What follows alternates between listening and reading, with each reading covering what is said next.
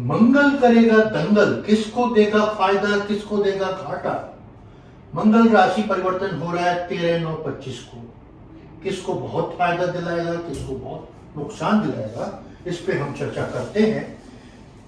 13 सितंबर 2025 से लेकर 27/10/25 तक मंगल तुला राशि में जाएंगे। यहां कन्या राशि से तुला राशि में 13 तारीख को जा रहे हैं और यह राशि परिवर्तन पहले 23 तारीख को स्वाति नक्षत्र में जाएंगे और 13 अक्टूबर को विशाखा जो गुरु का नक्षत्र है इसमें जाएंगे और 27 तारीख को 27 अक्टूबर को ये चले जाएंगे वृश्चिक राशि में चले जाएंगे, अपनी ही राशि में चले जाएंगे।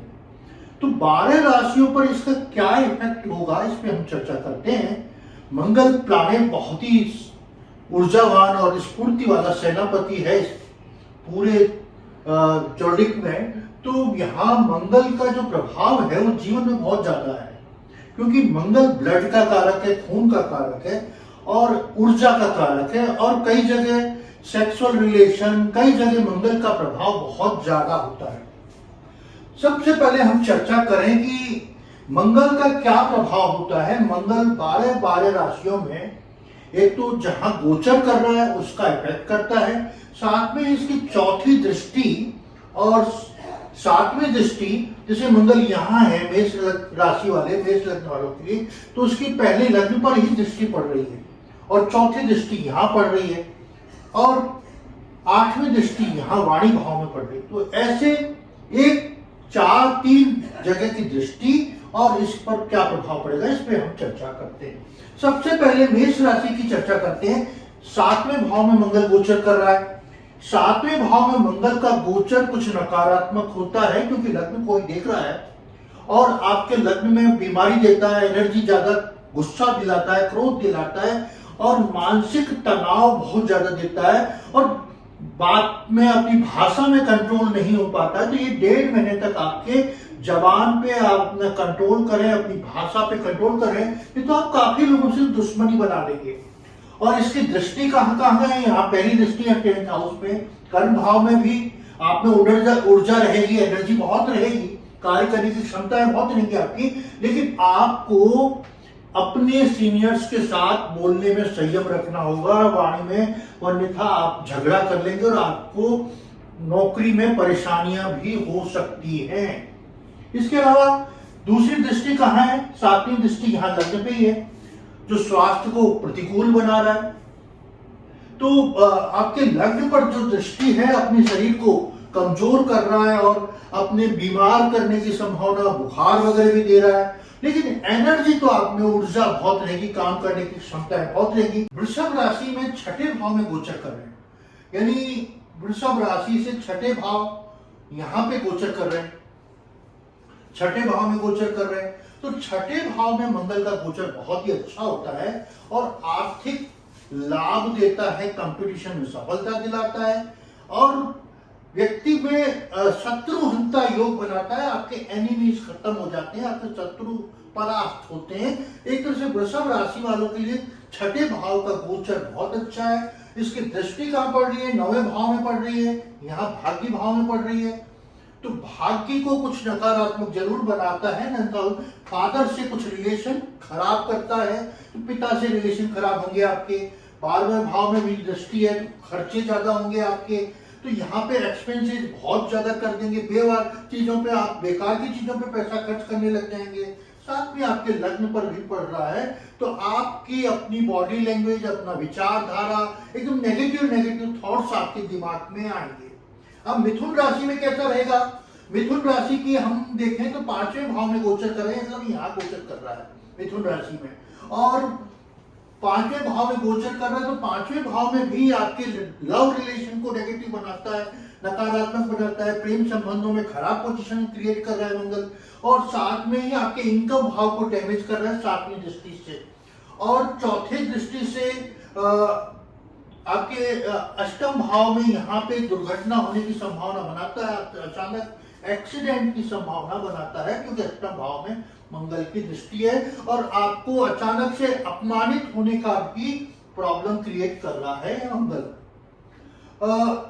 अब हम कर्क राशि की चर्चा करें। कर्क राशि है, इसकी राशि से चौथे भाव में गोचर करें, यहाँ आपके गोचर कर रहे हैं, यानी चौथे भाव में गोचर कर रहे हैं मंगल, और इसकी सातवें भाव पे दृष्टि है, यहाँ पे दृष्टि है।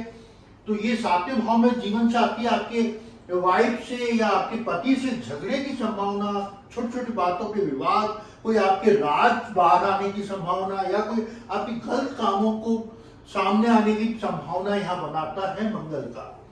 साथ में ही आपके 10वें भाव पे दृष्टि है, यहाँ पे दृष्टि है, और ये दृष्टि आपके 10वें भाव में जब गोचर करेगा तो आपके कर्म क्षेत्र में भी कुछ नकारात्मक प्रभाव लेके आएगा, और मंगल की ये नेगेटिव पोजीशन आपके लिए, क्योंकि यहाँ पोजीशन खराब बना रहा है और आपके मंगल को खराब कर रहा है।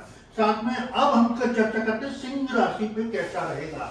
सिंह राशि में तीसरे भाव में गोचर कर रहा है, मतलब यहाँ गोचर कर रहा है, तीसरे भाव में गोचर कर रहा है, तो इसकी चौथी दृष्टि आ रही है छठे भाव पे। यहाँ इसमें छठे भाव पे कोई इतना नकारात्मक प्रभाव नहीं पड़ेगा मंगल का, पॉजिटिव रहेगा, क्योंकि छठे भाव में, तीसरे और 11वें भाव में मंगल की स्थिति काफी मजबूत होती है। 9वें भाव में यहाँ जरूर भाग्य को डैमेज करेगा, पिता के साथ बेवजह की विवाद, पिता से वो झगड़ा करेगा, धर्म में मन नहीं लगेगा, धार्मिक कार्यों में अपने आप को दूर कर लेंगे, और भगवान के प्रति आपकी आस्था कमजोर होगी। साथ में ही आपके 10वें भाव में भी गोचर कर रहा है, तो 10वें भाव में भी आपके कर्म क्षेत्र में आपके सीनियर्स के साथ विवाद क्रिएट कर रहा है। अब कन्या राशि के बारे में चर्चा करें। कन्या दूसरे भाव में गोचर कर रहा है, इसकी पहली दृष्टि 5वें भाव पे, तो 5वें भाव में लव रिलेशन को खराब कर रहा है, और 8वें भाव पे आपको दुर्घटना से बचा रही है। कन्या राशि वालों के लिए दोनों ही चीज खराब है, आपके लव रिलेशन को भी खराब कर रहा है, और आपके अपमानित होना या एक्सीडेंट होना या ऑपरेशन होने की संभावना, क्योंकि मंगल ऑपरेशन का भी कारक है, तो ऑपरेशन कराने की संभावनाएं कन्या राशि में कर रहा है। और दूसरी दृष्टि 9वें भाव में यहाँ पे है, तो ये भी पोजीशन नेगेटिव बन रही है, क्योंकि भाग्य भाव को डैमेज कर रहा है। अपने भाग्य को आप खुद ही बिगाड़ने की कोशिश करेंगे, वो भी वाणी का कारक मंगल है, तो मंगल का करेंगे। अब हम तुला राशि की चर्चा करें। तुला राशि में तो गोचर कर ही रहा है खुद के ही, तो पहले तो चौथे भाव में यानी 10वें भाव में प्रॉब्लम कर रहा है, यानी चौथे भाव में प्रॉब्लम कर रहा है। साथ में ही चौथा भाव मतलब माता से झगड़ा, माता से विवाद, आपकी मकान अगर बन रहा है, गाड़ी आप खरीद रहे हैं तो गाड़ी में कुछ ना कुछ प्रॉब्लम्स, या मकान में भी बहुत लंबा लिटिगेशन आना, यानी परेशानियां चौथे भाव से संबंधित आएंगी। फिर 7वें भाव जीवन साथी के साथ विवाद, मानसिक तनाव, छोटी छोटी बातों पे विवाद और बड़ा झगड़ा होने की, तलाक तक की भी नौबत आपके पोजीशन में आ सकती है। और 8वां भाव तो वैसे भी खराब होता है, 8वां भाव तो मृत्यु कारक है, तो एक्सीडेंट या ऑपरेशन की संभावनाएं देता है आपके तुला राशि वालों के लिए। अब हम चर्चा करते हैं वृश्चिक राशि। वृश्चिक राशि वालों के लिए 12वां भाव में गोचर कर रहा है।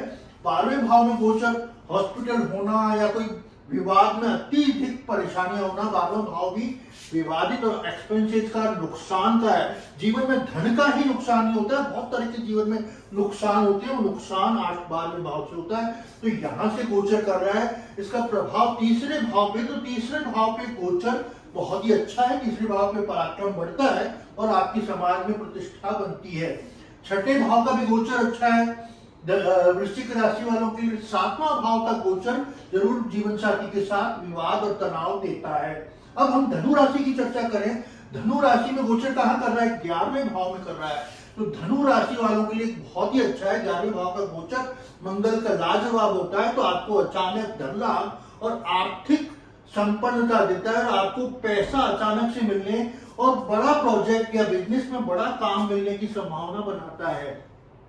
दूसरे भाव ये धन भाव को देख रहा है, तो वो भी पॉजिटिव है, और आपके 5वां और छठे भाव को देख रहा है, तो छठा भाव तो लाजवाब होता ही है, लेकिन आपके लव लाइफ को जरूर ये गोचर धनु राशि वालों के लिए प्रॉब्लम क्रिएट करेगा।